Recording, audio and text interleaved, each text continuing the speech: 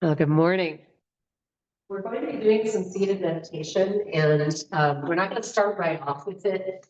Fairly early on in the practice, I can get just a little limbered up. And so I want to talk through some of the criteria, if you will, how to sit. A lot of people will say, gosh, I really meditate for years. I'm going to start a meditation practice, but I don't feel like I know enough, or I feel like I'm bad at it.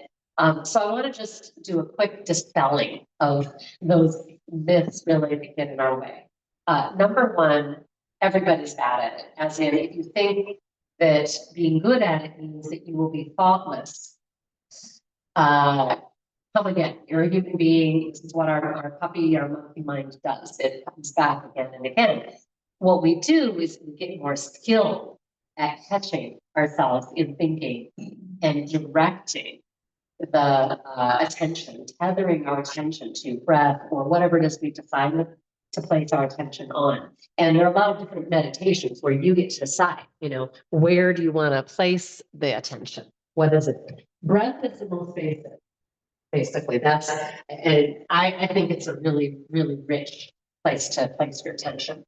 The other piece is making sure that you are able to be basically comfortable, no pain, but also properly aligned such that there's no hunching. We want a really straight spine. So if that means sitting on the edge of an ottoman or what have you, great. That's a very worthwhile and worthy seated meditation position. It does not need to be cross-legged. If you are cross-legged in any way, I want to make sure that the knees are not higher than the hips.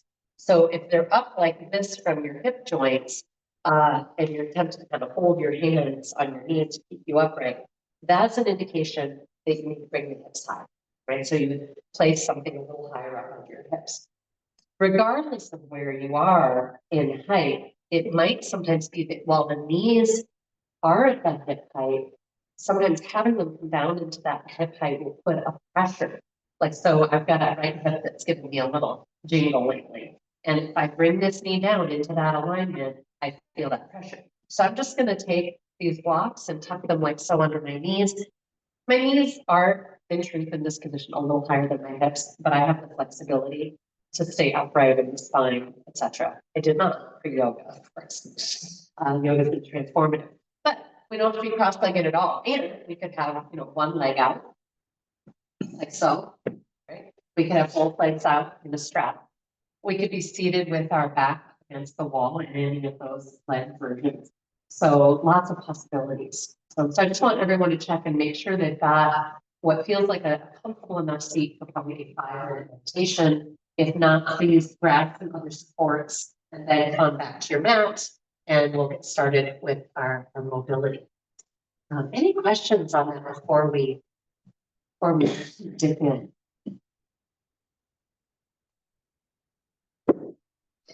Anyone curious why we're dipping into meditation as a focus again? Anyone wonder?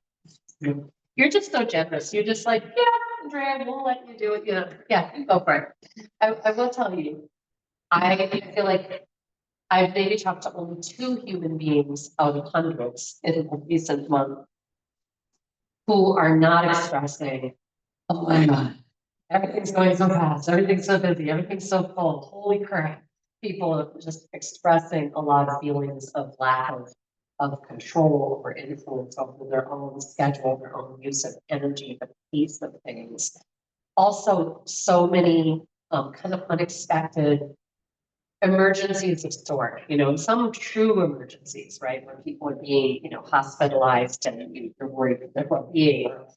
People are having trees go through their houses or experiencing floods, whatever, right? And then some of it is just having life not go the way that you planned at all. It might feel kind of miserable. Maybe it's you don't get to go on a trip that you were going to go on because your dog got sick. That just happened in one of our extended family member things, and it's a bummer. It creates its own suffering. So emergencies, whatever you want to call them, suffering in some form shows up, and what do we do with it? Sometimes there is a conscious thing. We need to ask for help. We have a way that we need to act in order to resolve some part of the problem. Sometimes there's not at all. Regardless, so one thing we need to do over and over again is to attend to this, right? The way that stresses play out on our system so that we can be more resilient for whatever that next thing might be coming around the corner. And meditation is so weird, by the way. And not the way you think. I mean weird because while you're doing it, it just doesn't seem like a very big deal. Rarely do people come out of a meditation and be like, oh my God, that was so profound. Right? So it just seems like no big deal. But consistently, people recognize after having meditation as a part of their daily practice, ideally, we're talking 5 minutes, which is what we're going to do today. Generally, people have a recognition that they have shifted in their ability to respond to those stressors, to find a certain amount of equanimity and contentment, even inside the mess of life. And I think that is critical for us to each find what does that for us. I do know people also who find time in nature is often one of their resets. So maybe it's taking a walk in the woods or along the creek or what have you. But meditation specifically plays on our nervous system in a very particular way, specifically eyes closed. And I'm not going to get into the brain science on this today, but there's some very interesting and been around for a long time research around the relationship between the eyes and the brain and the nervous system and trauma.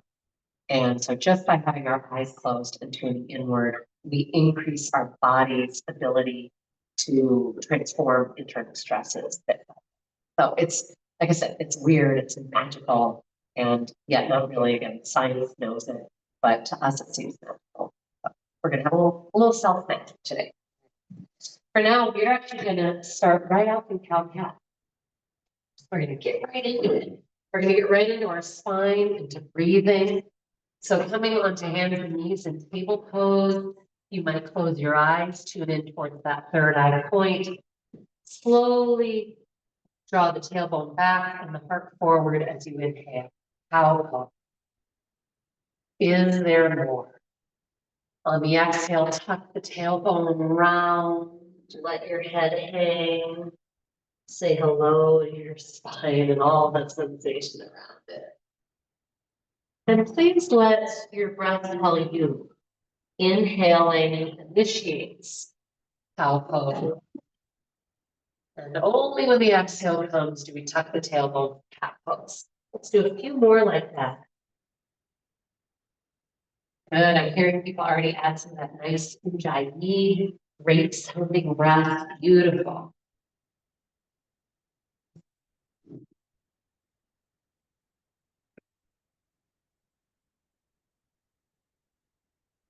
And right away, you might notice thinking. I've already had thoughts. Tune into your breath again. Tether to the breath. Tether to the breath. It's fun when I say tether, it makes me think about a boat bobbing around, and you kind of take the line and hook it on the dock, and then it's bobbing around, you take the line.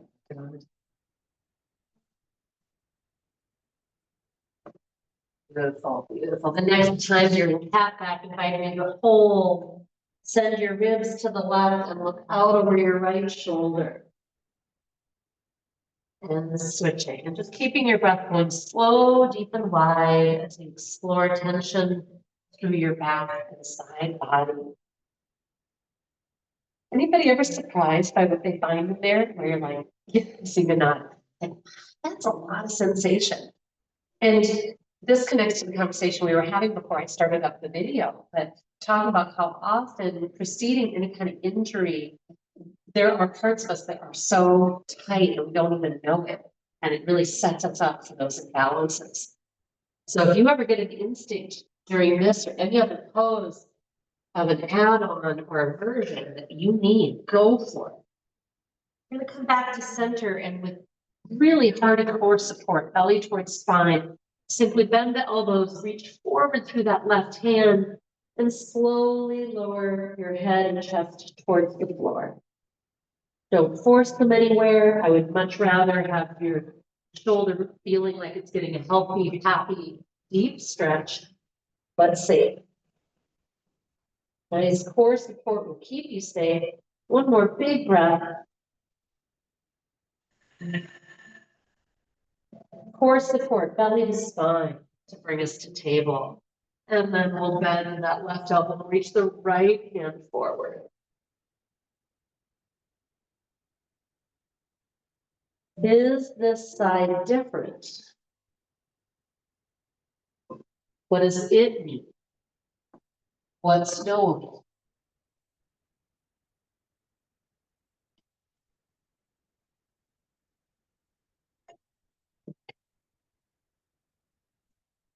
Core support, returning to your table. We're going to hold a stable table. By that, I mean we've got our core in place. I can clap theoretically. If being on your hand is problematic for your wrists, you could go to fists if you'd like, thumbs forward. Otherwise, just right here, we're going to lift the right hand and left knee a little bit. And we're going to practice staying as stable as we can, neck soft. Slowly return and feel the ease of all four limbs supporting. And then slowly hover left hand and right knee off of the mat. And you'll see I'm doing this without straightening the limbs or anything for now. We'll be adding that. Go ahead and go back and forth one more time, experiencing right hand, left knee, soft neck, deep breath. Left hand, right knee. And you notice how different muscles have to light up diagonally, right? When you're releasing support of any of the limbs. So keeping stable, do the same thing, but then slowly extend the limbs and please hold. So I've got my right arm, left leg extended, and I'm checking that I really got my left knee straight, that the leg is not going high and dumping my core, and that I'm so core supported, I could actually lift my floor hand. And then slowly come back. I hear a couple of giggles out there. Yeah, I know, it's a lot. But I know most of you can do it, and the ones that can't quite, you're close. And if you practice this again tomorrow, I bet you'll be able to get that core engaged enough to lift that floor hand. Breathe, notice neck soft. Come on back. All right, let's do a few back and forth, just letting breath initiate. So when the inhale comes, slowly extend right hand, left leg, and reach through your top notch. Right? Draw your chin into your throat. Exhale, return as slowly as you can. You feel it's almost like a sit-up, so much core work to return slowly. Inhale, left hand, right leg, reach through the heel, reach through the crown of the head. Exhale, slow, glacial return. One more time, each side. Again, I'm trying to reach through my top knot so that my chin comes into my throat. I'm hoping you get that additional spinal lengthening. Feels so amazing.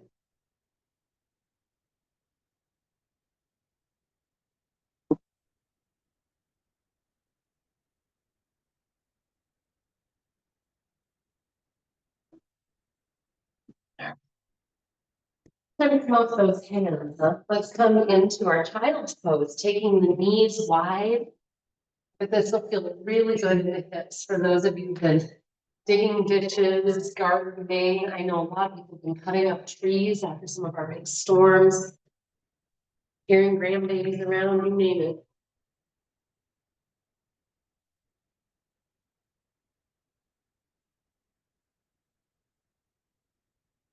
I feel like returning to simple poses, held shapes, and breath is its own little sanctuary, its own little peaceful place. I'm going to invite you to come from here into a hip stretch. And so your choice of coming up and just bringing that right knee behind the wrist for classic pigeon pose, or rolling onto your back, planting the feet, crossing right ankle onto left thigh, raising everything and bringing it towards you, and then hugging the right knee tightly with both hands. No wings, no shrugs, no stress in the neck. And sending it all a little towards the center line until you feel something in that right butt cheek. You might also be feeling it in the thigh. Pigeon pose is wonderful for getting into our piriformis muscle. It's deep into the kind of gluteal area. And when it's too tight, it really can cause a lot of havoc. on hips and so on. So again, this is a great example where you might be getting some intense sensation. You're like, who knew? It's not like I woke up going, ooh, something's tight in my butt, right? But that tightness of that muscle becomes very evident in this pose. So send your breath to it. Okay? Every time you send your breath in, it communicates well-being. Whole and well and safe. And it lets your body know that you're listening, that you're not going to ego your way through this. When you're ready, switch. So either crossing left ankle on the right side, bringing left knee forward. In the reclined version of the pose, keeping your heels flexed creates stability for the knees. So I highly recommend it. If you're in classic pigeon like I am today, find a way to support the head, whether it's on stacked fists or your hands or the floor. And tune in, observe the breath wave rising and settling.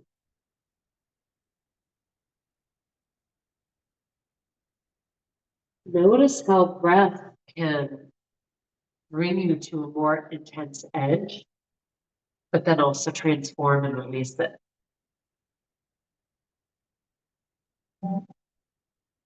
When you're complete, I find giving yourself some just kind of range of motion, working it out can feel great. You know, if you're in the classic pigeon, you might return to table and just circle the legs. If you were on your back, maybe you want to just, again, bring the knees to belly, go side to side, or you can go into happy baby. So just take a moment, all of us, to listen and see what those hips might want before we create our seated meditation position. A lot of times we will try to meditate at the end of practice. We say that yoga helps prepare us, both our body, but also kind of our energetics, our focus, right? Where we tend to be a little more relaxed and peaceful at the end of class. But part of the reason I wanted to do this early on is because my offering to you guys, if this meditation thing sounds like a great idea of like 5 minutes, might mean that you're literally just going to plunk down somewhere and sit for 5 minutes before you head out the door to work. You know, you may not even be doing much stretching, or maybe you did one stretch in bed before you got out of bed, right? So I want you to have a chance to experience it in this way. All right. So number one is finding that there's no pain or kind of ache happening, and if there is, adjusting. Number two, once you find a place that isn't painful or stressful, let's engage the core. Now, I know that sounds weird. Like, aren't I supposed to be relaxing? Well, yes, but it doesn't mean nothing is working. So you're anchoring through the sits bones. So that's your grounding. Rising up through the crown. Again, that's that top knot. When people meditate, a lot of times they're thinking, oh, I'm going to be open, and they're reaching or craning through the chin. You should actually feel like the chin dips slightly, almost like you have a little double chin, and that your head could be like a weeble wobble. Now, if you're feeling a ton, just work up. It may be that you are, again, not high enough through the hips, or that you need to straighten your legs or give yourself a wall behind you. I want core work, but it should be the whole thing, not your back struggling to hold you up against gravity pulling you back. Okay. Some of the other tools that we can add, you're all very accustomed to, because I pretty much invite you to do them every time in yoga. Drawing your gaze up and in, third eye. This helps cultivate a state of introversion in the mind. Lightly connecting the tip of the tongue with the roof of the mouth, with the rest of the tongue and jaw soft. And letting all the muscles of the face, jaw, etc., relax down with gravity. Whenever you're ready, your hands to be, however, they might be just draped on your knees, palms down, it will be palms up. Lots of possibilities, but just keep it simple for today and easeful. Root rise, tune into your breath, and notice the breath wave rising and settling with the pause.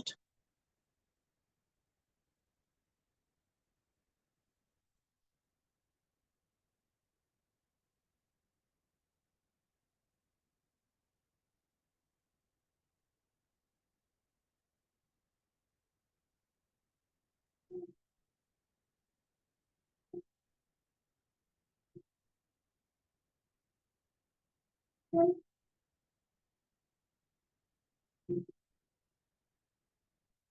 and rise, tether to breath.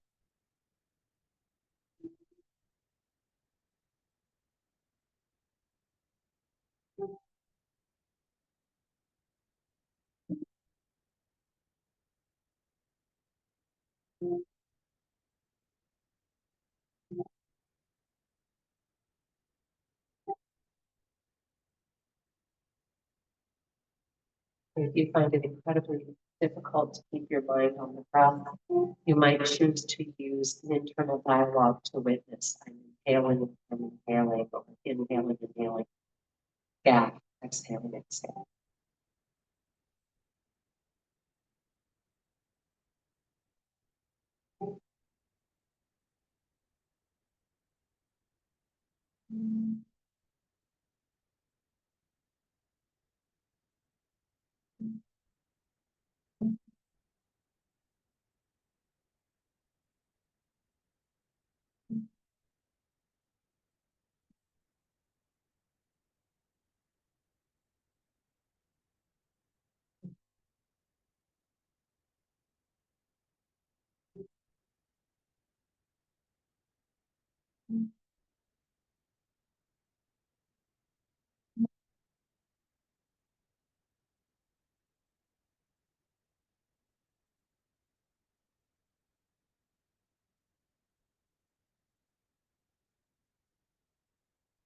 Root and rise, tether to breath.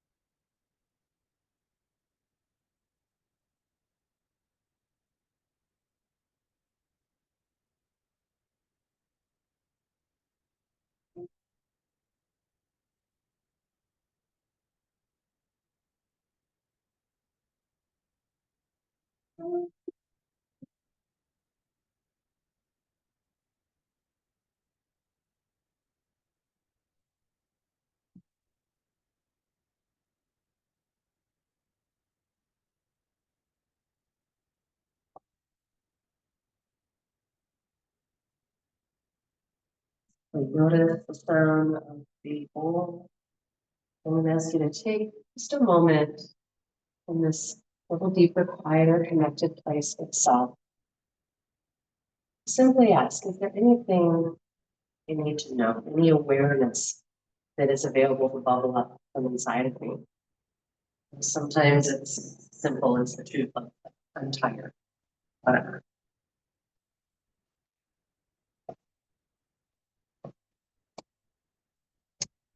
And while we're not leaving the mat yet, is there any particular intention or focus that you'd like to take with you into the day, or an emotional stance? Sometimes that's my intention, is that I want to move into my day with kindness or curiosity or good boundaries.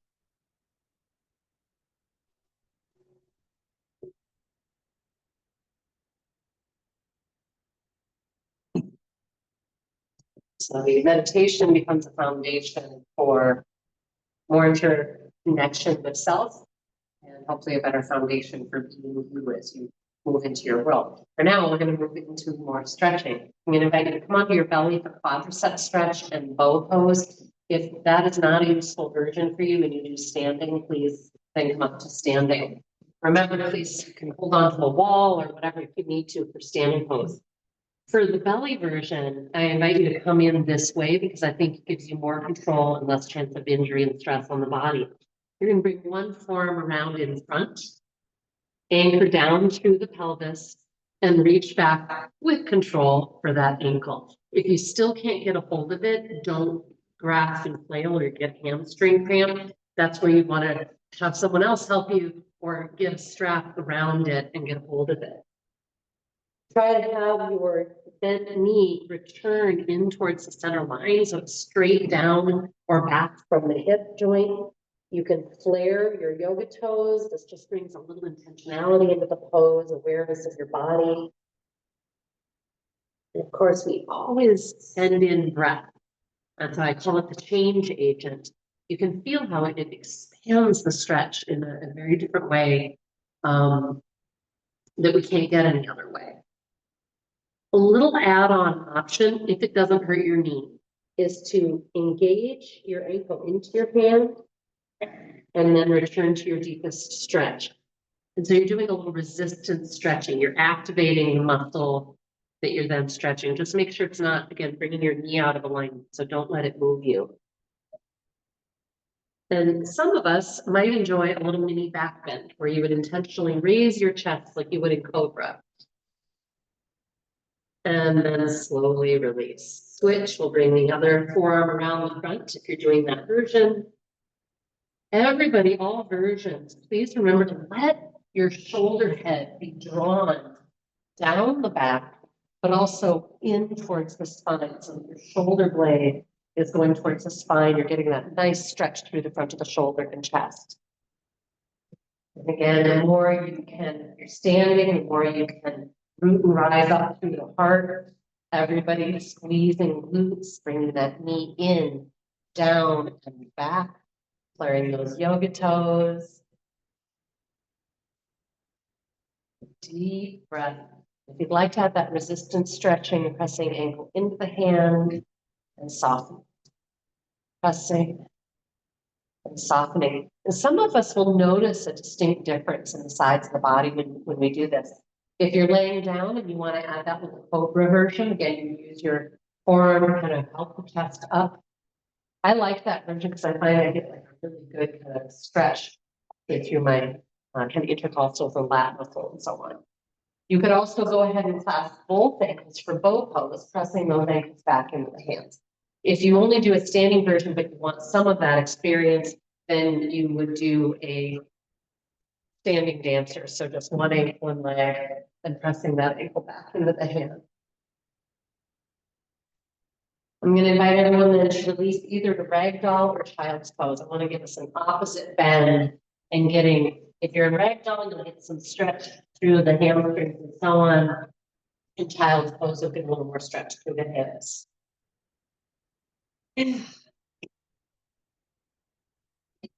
Good out there.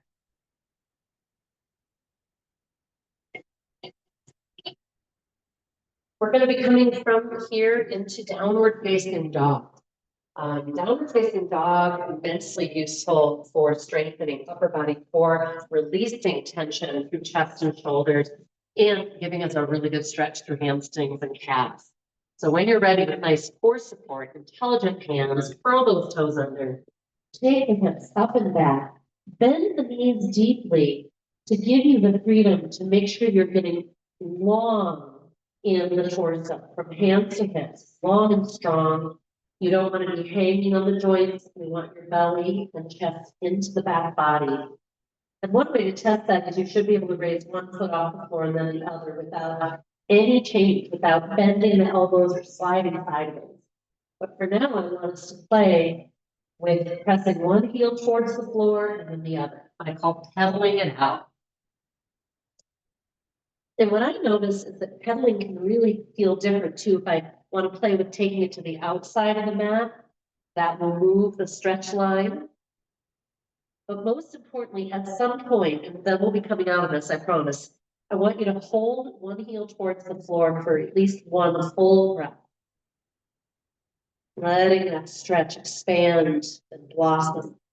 Then the other, if you're feeling good, you want to do it for longer, go for it. And then we're going to come on to our feet in ragdoll. We're all going to meet there. Just letting the body fold and hang and drape. And with a few deep breaths, I hope you'll feel a perpetual unwinding. Maybe you can give the head, yeah, some of you are doing that little yes shape, little no shape. And again, blossoming the breath. So don't settle for just enough sip of a breath that you're getting oxygen. Expand the breath as big as it'll go so that you get the stretch and the massage. Emptying on the exhale really help with that. On your next inhale, we're going to drop the butt to chair. I do it this way because it's safer for hamstrings and so on. Then we come up. Squeeze the glutes, push the ceiling away, and prayer hands. And I have a little thing I do often in my own practice. When I'm coming prayer hands from up above, I pause on my way down and I connect them with my third eye. It's kind of like an intention to stay awake and introverted in my practice. And then I connect them at my heart. It's just a lovely way to remember the deeper parts of our world. We're going to come into some warrior fun. And if you've got any ankle or knee stuff going on and you don't want to move forward in a lunge because it feels like it could be risky, just move to the front of the mat and step back, right? Otherwise, we're going to inhale and sweep up. Exhaling, we're going to raise that right knee in standing crane. You might come to prayer hands. If you're at the front of the mat, you'll raise your left knee in standing crane. Deep breath, soft neck, no wings, no shrugs. Nice. And exhale comes, create that kind of compression engagement, belly to spine, support you, draw back as you step lightly forward. That's light. That's really quiet. I barely knew you were here. All right. Steer right hip bone back, left hip bone forward. And we're going to come into our goddess arms or goalpost arms. And I'm going to invite you to move them like a flapping butterfly wing. Really spend a moment in that backward position to talk to those muscles, to draw those shoulder blades towards the spine.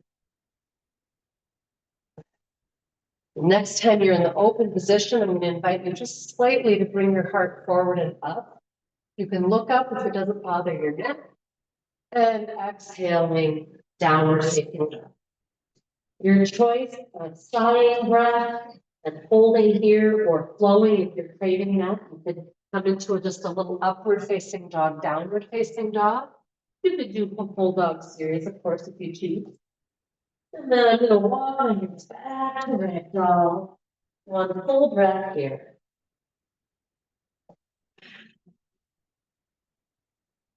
Empty, empty. On the inhale, sit to chair and rise. Prayer hands, perhaps making intentional connections. Inhaling, sweep up. Is there more? Is there more? Reach. Exhaling, raise that left knee, standing crane, or if you're at the front of the mat, lifting the right. Blossom a beautiful inhale on the exhale, forward to spine, and slowly step forward. All right. This time we're going to bring our hands around behind in Yoga Mudra. Invitation to do that. If that hurts, obviously don't do it. You could just be in jet airplane arms. Otherwise, you've got your fingers intertwined and pressing down through the fists. And what I notice is that when I've got my fists drawn back and I breathe deeply, I get some pretty awesome stretches through the ribs. If you've been doing a lot of manual stuff, you might be feeling that. When you release on your inhale, again, option, if you'd like to create back bend, you can also dip your knee a little bit. Sometimes that's a nice added stretch. Exhaling, downward dog, you want to bring belly to spine and lift that foot rather than just drag. And you might hold or rest or flow. If you'd like to come into full dog series, come into your plank, maybe check that you're really core supported by hopping. Exhaling, I always do my first chaturanga and sometimes many more on my knees. Bend those elbows, neck is easy, all the way down. Inhaling either cobra, shoulder blades drawing down and back, or upward facing dog, downward facing dog.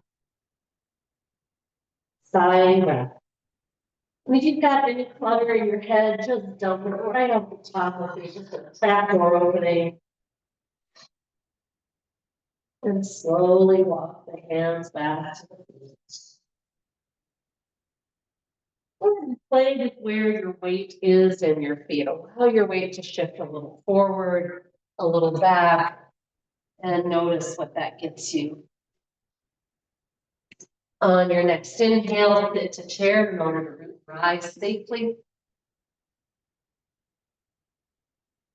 Exhaling prayer. A nice mountain stance, if you will. So we're not just here because gravity's got us here. We're rooting and rising. We're going to go into a gentle nerve flossing exercise. I find it much more effective if I pause at the very kind of end of each movement. We don't want to go so far that we're moving our shoulders and shoulders are sliding down. If you cannot get your palms together and your forearms straight across, don't force it. But I will tell you, you have then a limited mobility through the wrist area from what we ought to have. And the problem with that is if you fall suddenly and you use your hands to stop you, then it's real easy to pull or break something. So doing this could really help you improve that mobility. And then one of my favorite little add-ons is to pause back at center and then rotate the fingertips down with no shrug. And then I like to stretch the hands. As you know, I do massage and I do a lot of manual stuff, cleaning a lot. And this feels really good to me. Again, it may not look like mine. Some people's hands won't bend this much. That's fine. But hopefully you're just feeling a stretch there. And then I like to release it all by playing piano badly. Okay. We're going to do a stretch that is really, really wonderful for kind of loosening and lubricating our breath apparatus muscles and also our shoulders. Having said that, it's really challenging to breathe in this position. And I know for me, I sometimes almost get like a little panicky, like, oh my God, it's just too hard. If you need to just pause, loosen the pose a little bit, get more inhale and continue, go for it. Obviously, if it hurts your shoulder, adjust or just come out. But essentially, we're going to bring the arms up. And then we're going to, if you can, bring your hands together. And we're going to continue to hold them as if we're holding a piece of paper. We're not like, we're not gripping, etc. Hey, you guys look good. Of course, beautiful, soft Buddha face, right? And then a nice root and rise, heels to crown. And we're going to slowly try and raise that piece of paper and continue. And you're going to let your shoulder joint come in and up. So allow, I know sometimes we try to, no wings, no shrugs. This is the opposite. Allow the shoulders to slide up. And then see if you can bring your chin back and if possible, however far you can, the arms. Keep squeezing those biceps towards your ears. Keep inviting deep breath with all of its challenges. And we'll see if we can hold this for another 10 seconds. Chin drawing back. Piece of paper lightly held. Keep pressing the fingertips towards the ceiling and release slowly. And give some nice circles. What do you think? Kind of hard and good at the same time. Yeah, that's my experience anyway. Then we're gonna love up that neck a little, bring your hands around, get a little collar, and let that head rotate around. And I'll sometimes add some activity with my hands. Sometimes I will press up under the edge of the kind of occipital ridge or the base of the skull and get kind of active stretch. I also will sometimes use my fingers, I'll kind of cup my hand under strength and I'll press my fingers in onto the neck muscle as I then bring my head back a little bit. So you're kind of taking those muscles into a relaxed position and kind of kneading them with your fingers by pulling forward. Is that making sense? I hope. Good. Thanks for joining me in that fun. Inhale, root and rise. Is there more? Press higher, press higher. Exhale and fold. Empty, empty, empty. Belly spine. Inhale and extend halfway up. Hands on shin bones. Exhale and fold. See if you can get deeper. Remember, your knees do not need to be straight, and I want you to feel a really great hamstring stretch. Inhale and extend halfway up. And this time we're going to slowly walk our hands forward. We're going to come into plank pose. If plank is just ouchy right away on your wrist or something, don't do it. You can come onto your forearm immediately. We're actually going to be going there in a moment. But I want everyone to try that hop. So before you do, press powerfully back through the heels, powerfully up through your quadriceps, and from the heels to the crown. So shoulder heads are down the back. See if you can hop. Yeah. And if you can, great. If you can't, but you're not sure why, try squeezing an imaginary block between your thighs. And again, powering up towards the ceiling. See if that gives you some buoyancy. And then when you've had just about enough of that, come down onto knees and then forearms. And we're just going to hold forearm plank. We want all that same integrity. Shoulder heads down the back. Making sure the chest is kind of drawing up into yourself versus collapsing. And we're really interested again in that edge. The edges, there's intensity, but we can meet it with our breath and our intention, and we can evolve it. And then at some point, we can't. And that's when we come up and you'll just come onto your body.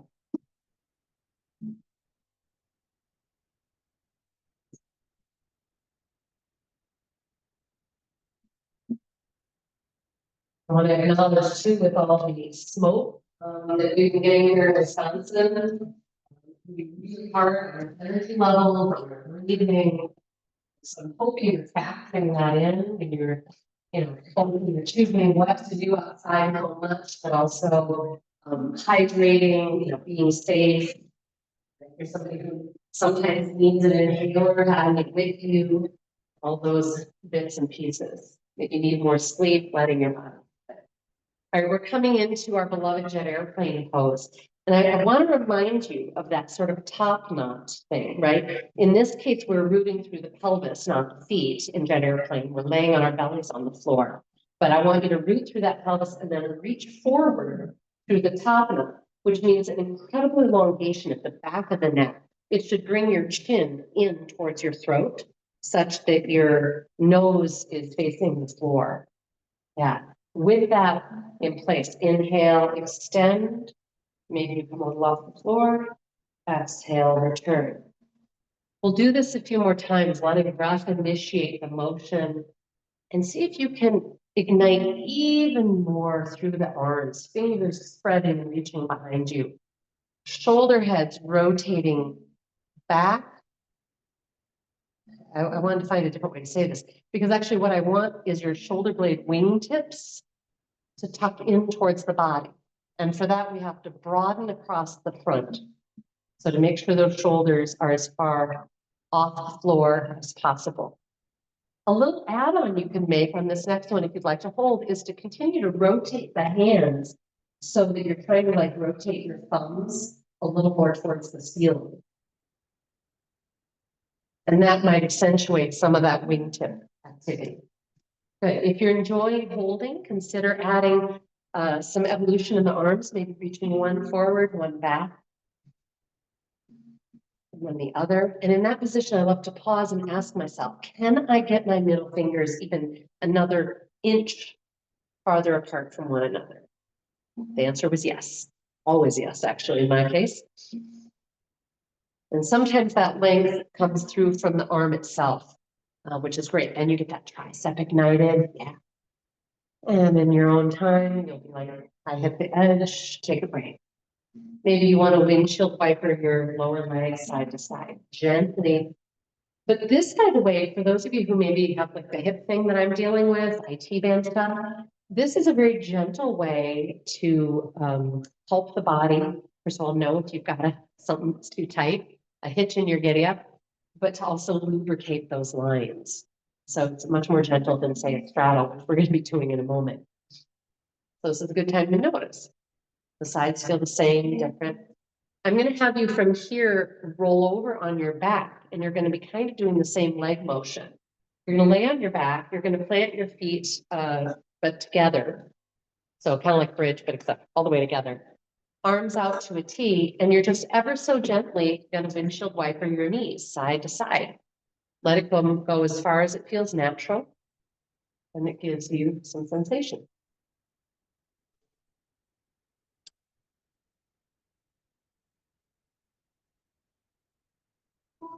Has anybody else been extra thirsty? Oh, that was a resounding yes, by the way, if you couldn't hear that. Is that the smoke? I think the smoke, yeah, it's just. Drink so much water, less tea. Yeah, exactly. And I know a bunch of people who've struggled with low-grade headaches and stuff, so the water is one way to help that. Obviously, any antioxidant stuff you can do, vitamin C and, kind of any anti-inflammatories, turmeric, you name it. Probably a good night to make curry. All right, come on back to your center. Let the soles of the feet come together as the knees open for that butterfly pose. And first, just a moment of breathing and noticing. Again, if this hurts anything, don't stay here. But we're going to take this into a more active version. Before I do, I'm going to tuck my wingtips again in towards the spine. And I can feel how that broadens then my front through the chest and shoulders. And then ever so slowly raise the hips until they just hover off the floor.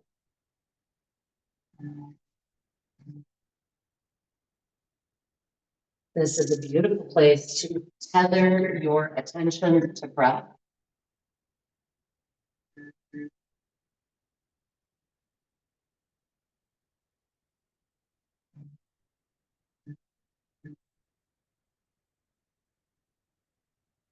Notice, please, if you're using parts of the body that you don't need to, might be in your neck or face, for example. You should really feel this very much isolated in the thighs, butt, groin area.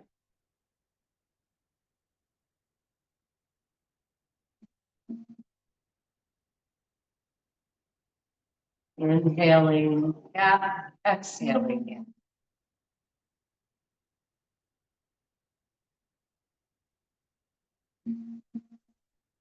Another 15 seconds.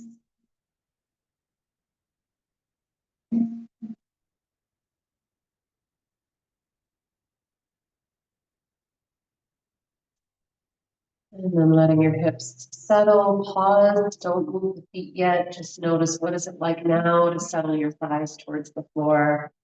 And then it may feel good to lengthen the legs into corpse pose. That's often where people want to go after this. And give your body anything it might be craving. If you're like, oh, I really need these to belly or something else, happy baby, you name it. Maybe another bridge pose would feel good. We're then going to roll back onto our bellies.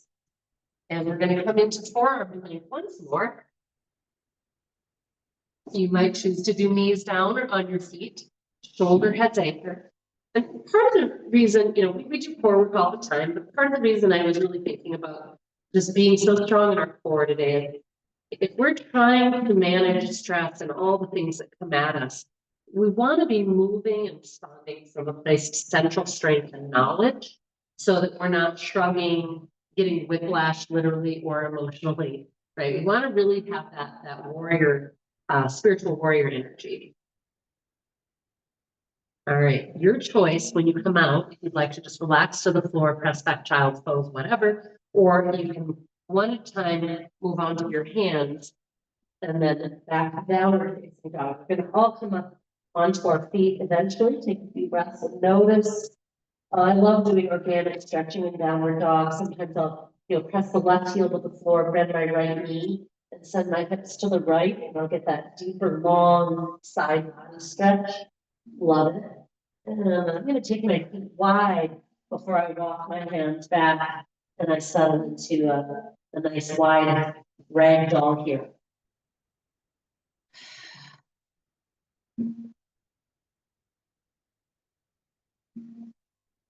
When you're ready to come up, inhale and sit to your chair, and then root and rise. Prayer hands. Then we're going to go sideways on our mat. Let's go that way since there's more windows open that direction. And first, I just want you to get organic. We're not worrying about how wide our feet are, how the feet are angled. We're just exploring lateral movement. Noticing, you know, how are my knees today? One a little funky. How's my ankle? What's going on? The hips. Yeah, and then intentionally, if you would, see if you can widen your feet out and have it feel okay, right? We want to keep the entire sole of the foot anchored, and I want you to see if you can get your legs straight. We're not going to stay in this position long, but if you cannot straighten your legs, we want to adjust our position until you can. Okay. Then you're going to intentionally bend one knee and then the other. And then your choice as you proceed, if you want to see if you could bring your hands or even one hand to the floor. If you need to bring your feet in, maybe you found yourself in too wide a straddle, go for it.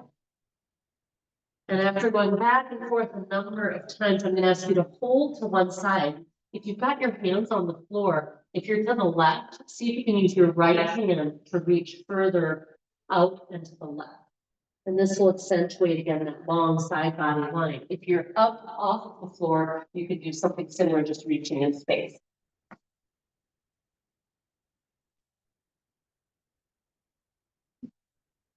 Let's go back and forth one more time. If your hands are on the floor, something kind of fun you can play with is see if you can bring your shoulder a little further back under your knee.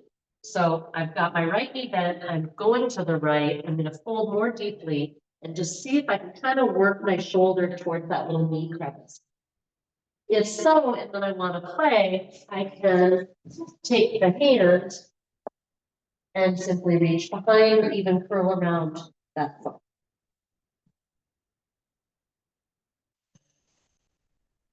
And then point switching, deep breath, deep core support, because that keeps the rest of the body safe.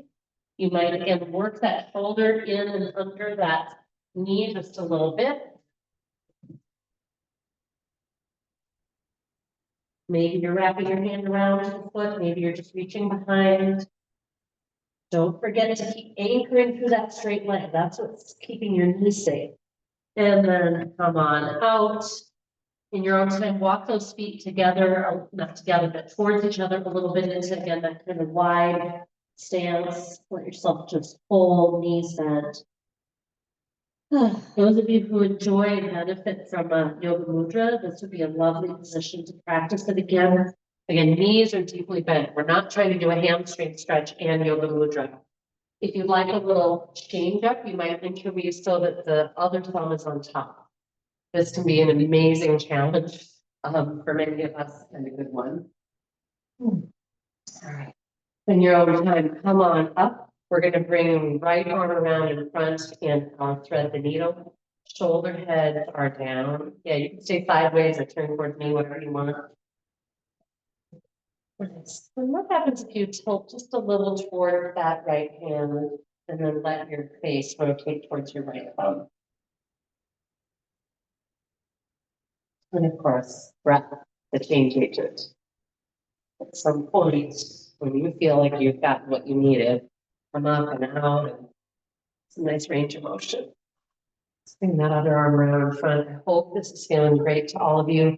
It's nice to see everybody make a really slow movement. I love that because that's one of the best places or ways to protect from injury. And tilting down towards the hand, looking at the hand.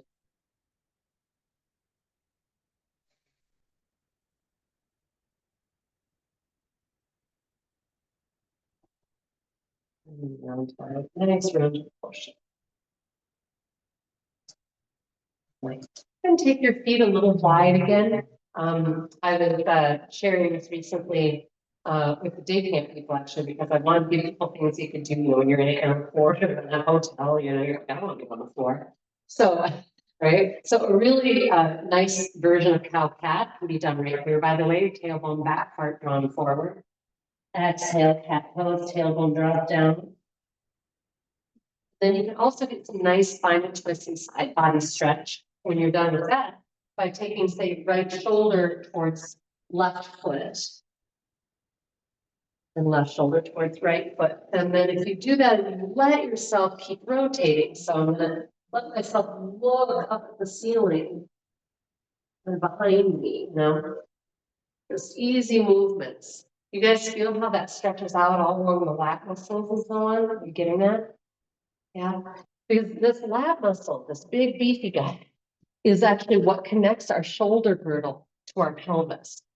So we need it to be strong and flexible. Right. Coming up, we're going to create our standing jet airplane. And it's such a simple pose, but I do find that people often do funky things to it that make it not what we're looking for. One of those things that people do is they bring their hands behind them, and that rotates the shoulder head forward. The other thing is people bring their chest forward and their butt back. And now we're out of our core, I've got pressure.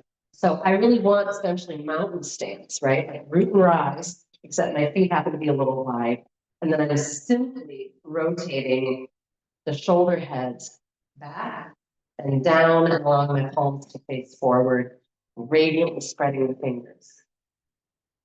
I'm going to ask you to find as peaceful a place inside of this activity as you can.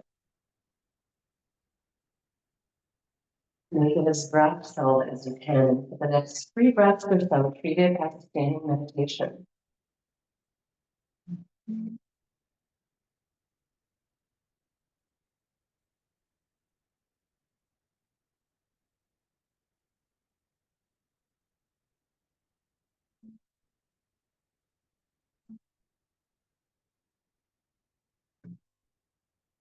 Was anybody able to focus only on breath for 3 breaths?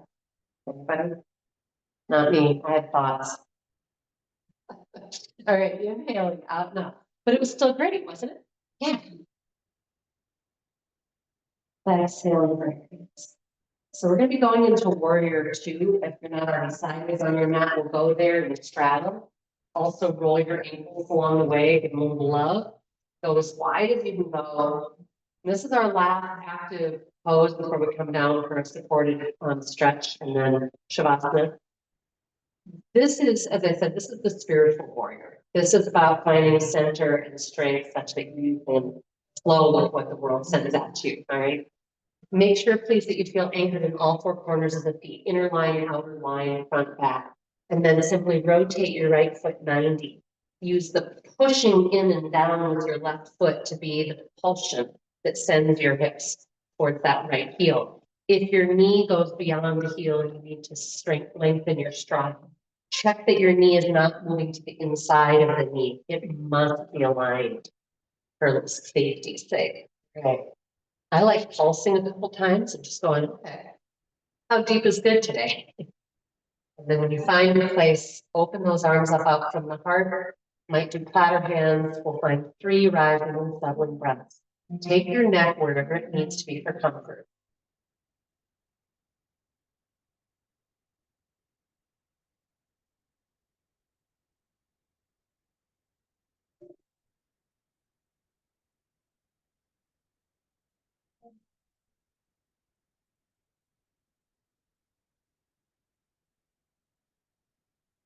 On a long inhale when it comes, straightening the legs, returning to that straddle, and reaching the hands up, perhaps touching them, perhaps sending a piece of paper to the ceiling, arms in by the ears. On an exhale, rotate left foot 90, arms come down. Sometimes I put my hands on my hips as I'm checking my knee and hip alignment, and I'm pulsing and exploring.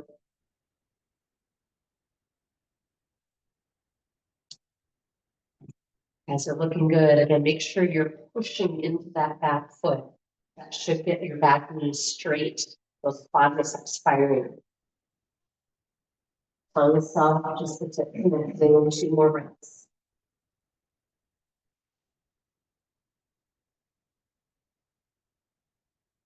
Inviting ease everywhere you can, shoulders sliding down, eyebrows soft. On an inhale, when you're ready, we'll come back to center, both legs straighten, both hands up, holding that piece of paper. Take 1, 2, or 3 breaths here before bending your knees and folding or rotating out to downward dog, your choice.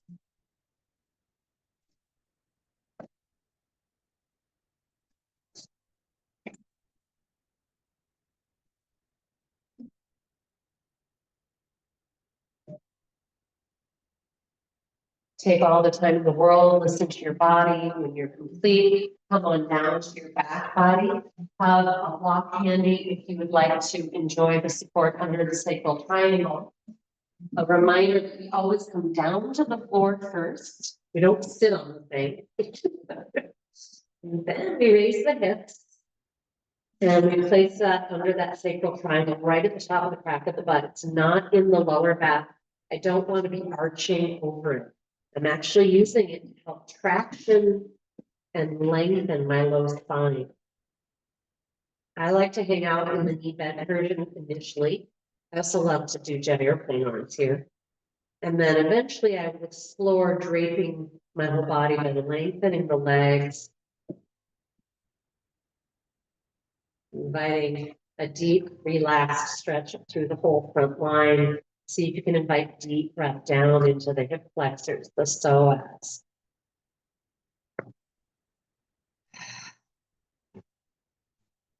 And if this hurts or just doesn't feel right, adjust it or out. Know if you've got questions.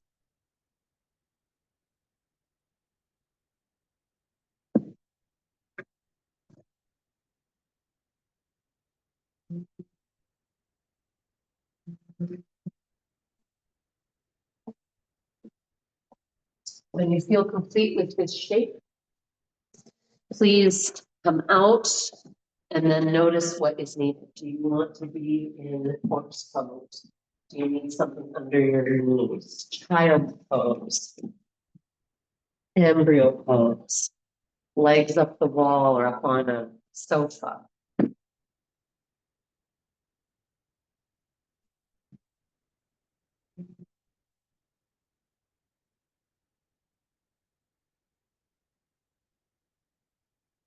You might once again tune into third eye, slow rising and settling of breath as you invite your body and breath to then settle into the soft, spacious place of a baby napping.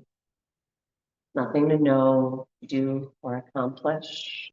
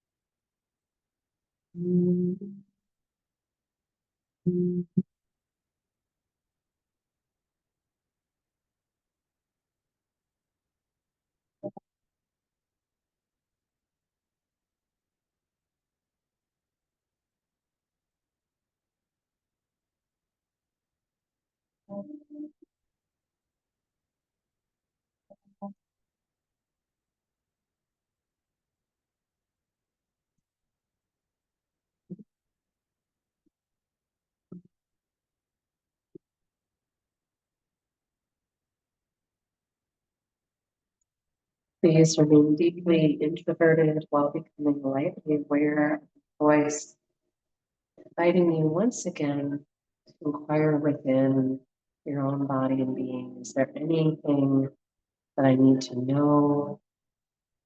What emotional stance or intention do I need as I make my way into my day?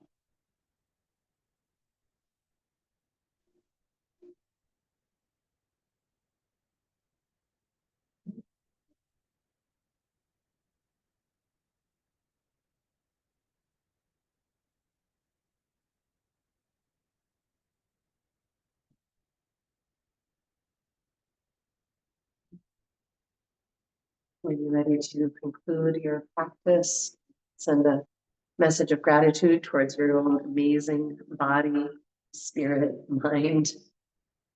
I thank you each so much for joining me here at the mat today. Thanks for getting on Zoom. And I look forward to seeing you soon. I'll be here every week, at least is my intention here in Third Mountain. Reach out if you have any desire to attend a Thursday night and want to get on the list. Om Shanti Shanti. Om Peace Peace. Namaste.